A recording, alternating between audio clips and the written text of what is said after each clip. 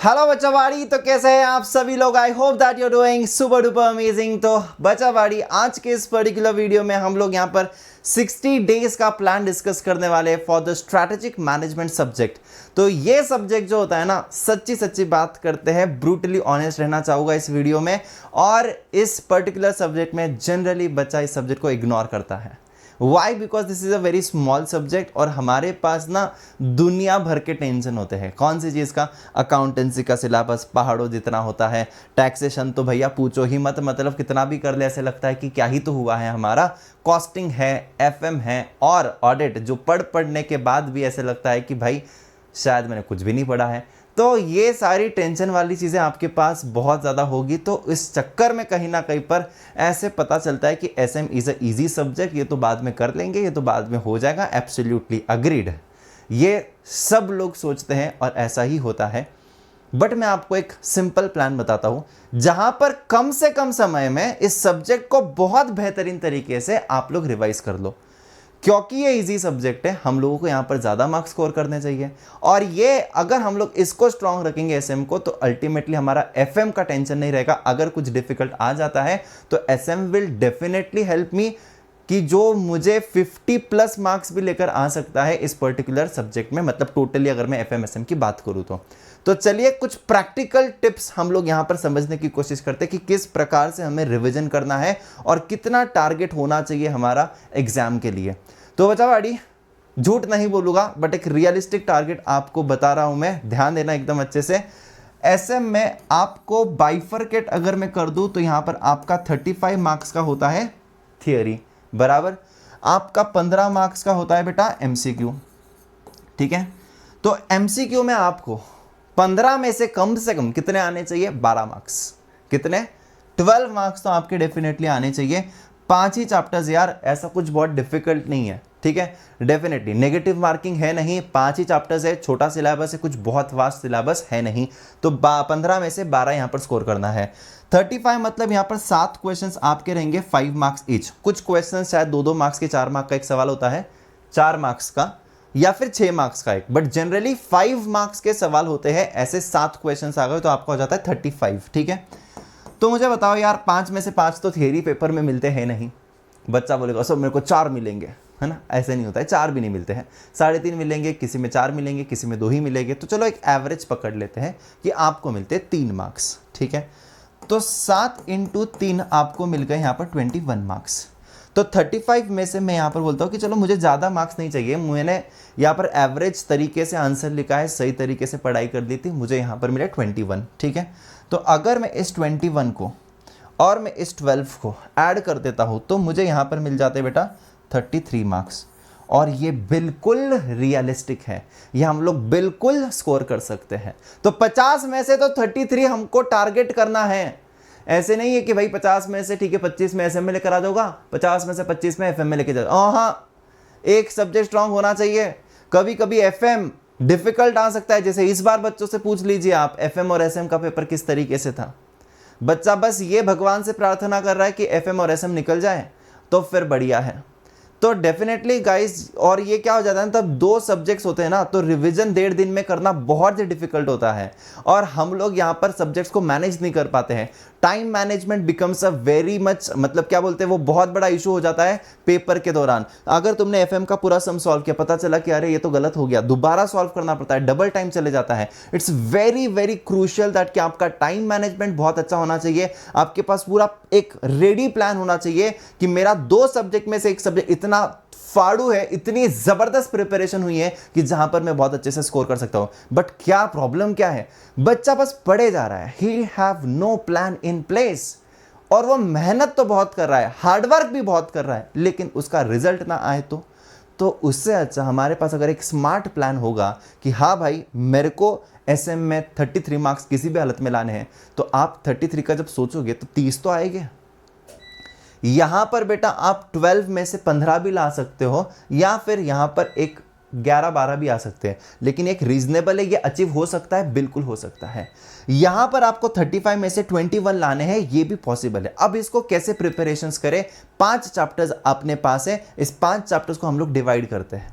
ठीक है, हमारे पास chapter number 1, chapter number 2, chapter number 3, chapter number 4 and chapter number 5, ये 5 चैप्टर्स हैं हमारे पास। हाँ जी, देखो लाइट गया है इसलिए थोड़ा सा आवाज़ आते रहेगा, but yes I am recording it for you. ठीक है, मुझे दोबारा रिकॉर्ड करना पड़ेगा, तो थोड़ा सा बेयर कर लीजिए, आप इस पर फोकस कीजिए। ठीक है, हाँ। सो चैप्टर नंबर 1 में अगर मैं बात करूँ तो बहुत ही छोटा सा चैप्टर है, इंट्रोडक्शन वाला, जहाँ पर limitations of management, strategic management, importance of strategic management, levels of strategic management, strategy proactive होनी चाहिए, रिएक्टिव होनी चाहिए, हार्डली ऐसे क्या है 5-6 सवाल है टिपिकल वाले। फिर डिस्टिंग्विश बिटवीन विजन मिशन, है ना, तो ऐसे कुछ सवाल है। तो यहाँ पर तो यार ये वाला जो चैप्टर है 5 घंटा बहुत हो गया with question answer practice, 5 hours too much, मतलब बहुत ज़्यादा है।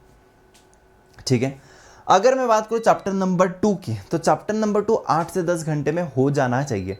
ठीक है, चैप्टर नंबर 2 जो है आपका, ये 8 to 10 आवर्स में आपका खत्म हो जाना चाहिए। रियलिस्टिक है, इसमें तो थोड़ा फाउंडेशन वाली चीज़ें हैं। क्या है फाउंडेशन वाली चीज़ें? आपको इसमें दिया है वो micro environment, macro environment, pastel analysis, है ना, इंपॉर्टेंस ऑफ बिजनेस एनवायरनमेंट, ये कुछ चीज़ें यहाँ पर दी गई है। ठीक है, तो ईजी है ये भी। Third chapter again 8 to 10 hours में आपका होना चाहिए।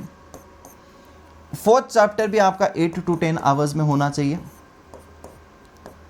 लेकिन फिफ्थ बहुत बड़ा है, फिफ्थ बहुत बड़ा है, तो यहाँ पर मैं एक सेफर साइड पर 14 आवर्स कर देता हूँ। 14 आवर्स मतलब बहुत ज़्यादा है, ये भी बहुत मतलब बहुत ज़्यादा है। लेकिन चलो मैं हर एक इसमें एक एक्सट्रीम केस पकड़ता हूँ, क्वेश्चन आंसर्स के साथ अच्छे से प्रैक्टिस कर कर आपका ये इतना होगा।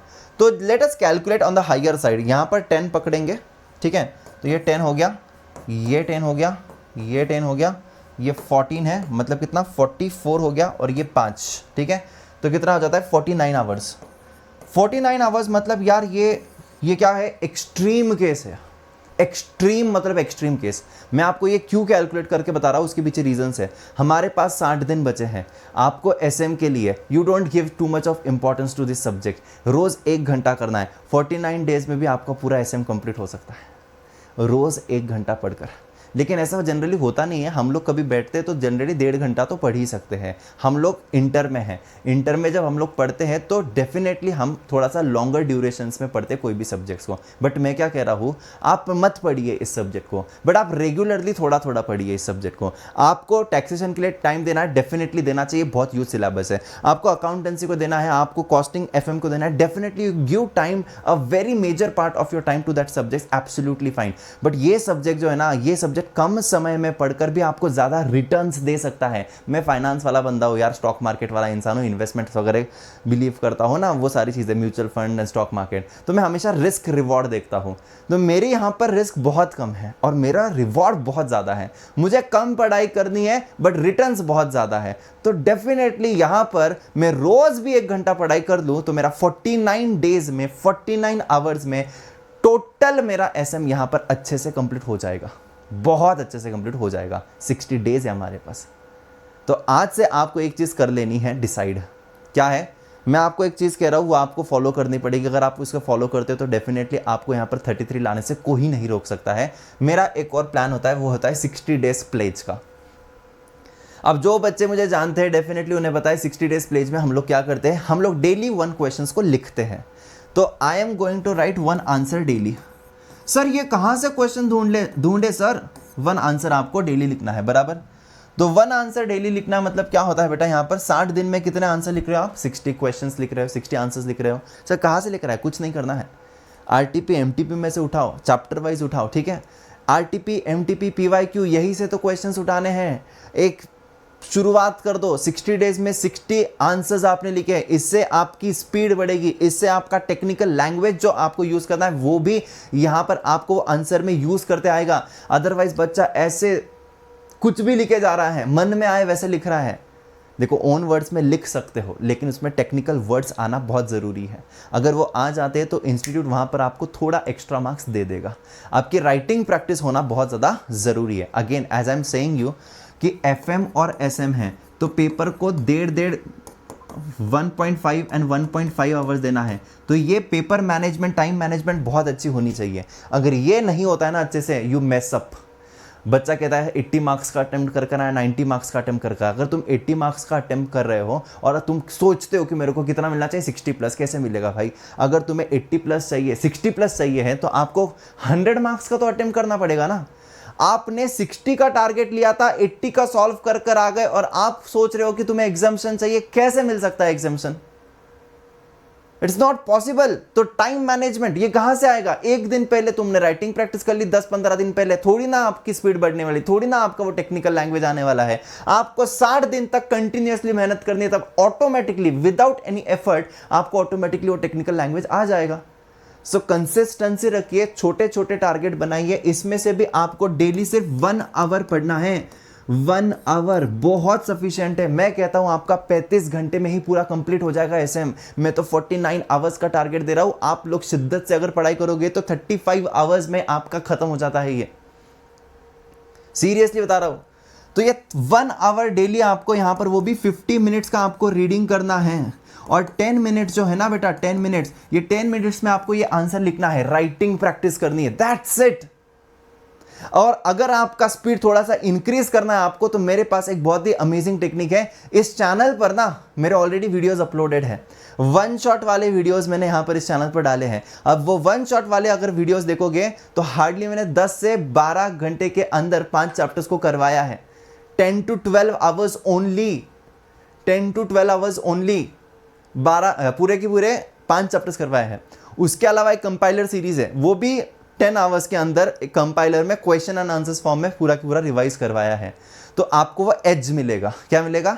फास्ट रीडिंग करने में क्या इंपॉर्टेंट है क्या नहीं है, उसमें एज मिलेगा। तो एक बार वो फटाफट देख लिया अगर 1.5 में, और उसके बाद फटाक से क्या है, फटाक से हमारा इस हिसाब से है ना, ये वाले हिसाब से अगर हम लोग कंप्लीट कर लेते हैं तो बेटा I am telling you, you would be able to score how much?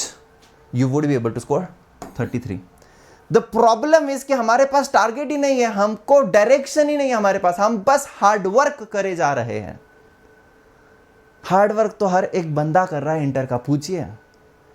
दिन दिन भर के क्लासेस, दिन दिन भर की पढ़ाई, होमवर्क्स, सारी चीजें सैक्रिफाइस कर दी। तुम लोग भी हार्ड वर्क कर रहे हो, लेकिन क्या आपके पास एक राइट स्ट्रैटेजी, एक राइट डायरेक्शन है? और अगर आपके पास कोई टारगेट नहीं, तो आप क्या पढ़ाई कर रहे हो? मतलब क्या थॉट प्रोसेस क्या है पढ़ाई का? क्या आपके पास कितने आवर्स में कौन सा सब्जेक्ट होना चाहिए, उसका कोई टारगेट है? एक ही चैप्टर लेकर बैठे हो 10-10, 15-15 दिन तक, जब मन आए तब बुक उठा ली? वैसे थोड़ी ना होता है। एक टारगेट प्लेस में चाहिए, एक प्लान चाहिए है, और इस प्लान को आप लोग फॉलो करो। डेफिनेटली मैं आपको बहुत सिंपल चीज़ बता रहा हूँ, रियलिस्टिक टारगेट, रियलिस्टिक गोल। मैं समझता हूँ दूसरे सब्जेक्ट्स पढ़ने हैं, मैंने आपको सिर्फ 1 घंटा पढ़ाई करने के लिए कहा है, वो भी आपको एफएम में भी ओवरऑल अच्छे मार्क्स लाने के लिए हेल्प करेगा, एफएम एसएम में।